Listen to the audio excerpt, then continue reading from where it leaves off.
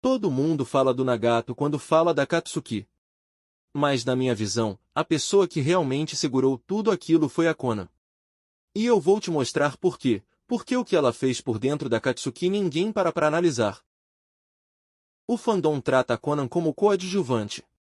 A parceira fiel do Nagato, a que ficava quieta, a que obedecia.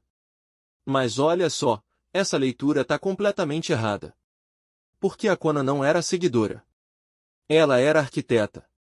Ela não seguia a visão da Katsuki, ela alimentava a mente do homem que criava essa visão. E tem um detalhe sobre isso que muda tudo. Para entender o que ela realmente era, você precisa entender o que aconteceu com Yahiko. Mas antes disso, deixa eu te mostrar o padrão que ela carregava desde o começo. Olha o contexto que a Konan cresceu.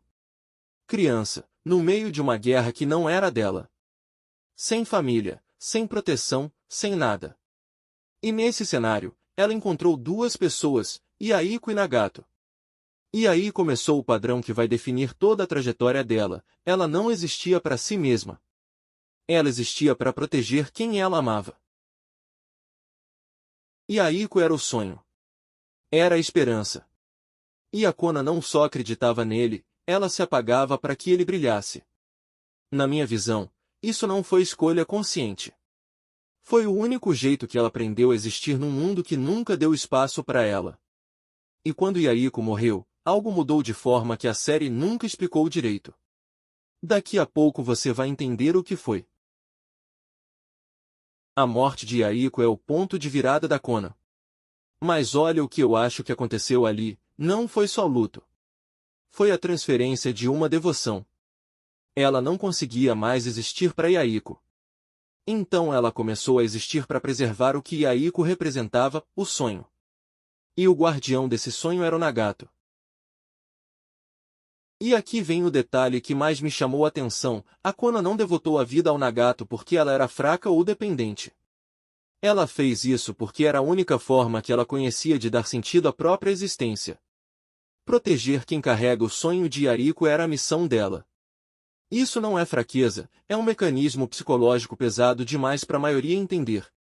E esse mecanismo teve um efeito direto na Katsuki que ninguém fala. Porque enquanto todo mundo via Konan como coadjuvante, ela era silenciosamente o que segurava o Nagato de desmoronar. Sem ela, o Nagato não teria chegado onde chegou. E sem o Nagato, a Akatsuki não existia do jeito que existiu. Então na prática, o fio que segurou tudo aquilo era ela. E agora eu vou te explicar como isso funcionava por dentro.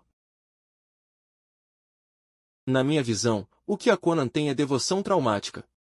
É quando uma pessoa perde algo tão central para a identidade dela que ela transfere toda a razão de existir para outra coisa ou outra pessoa. E olha quantas vezes isso aparece na série se você prestar atenção. Ela nunca questiona o Nagato. Nunca hesita.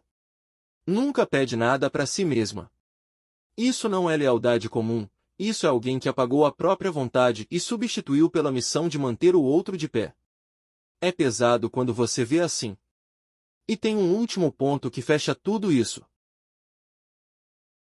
O único momento em que a Konan age por conta própria, de verdade, é quando ela enfrenta o Tobi depois da morte do Nagato. Ali ela não estava protegendo ninguém. Ela estava honrando. E na minha visão, é o momento mais psicologicamente rico dela em toda a série. Porque foi a primeira vez que ela existiu só para si mesma. Isso não coloca ela abaixo de nenhum outro membro da Katsuki. Coloca ela numa categoria completamente diferente. Lembra do que eu falei lá no começo? Quando você lê a Konan com essa lente, a história da Katsuki muda. A descida do Nagato pro niilismo faz mais sentido, porque ele tinha uma pessoa que alimentava cada passo dessa descida com devoção total. Não de forma maldosa. De forma inconsciente. Ela queria preservar o sonho de Yahiko, mas acabou preservando a dor do Nagato também. E no final, quando Nagato se foi, ela ficou sem missão. Sem Yahiko. Sem Nagato. Sem razão de existir do jeito que ela sempre existiu. E talvez seja exatamente por isso que ela foi até o fim. A Kona não era coadjuvante. Era o motor invisível. Ela carregava a Akatsuki de um jeito que ninguém via, porque ela mesma não via. Ela só sabia existir para quem ela amava. E quando não teve mais ninguém, ela foi até o fim honrando isso. Na minha visão, é um dos arcos mais trágicos de todo Naruto.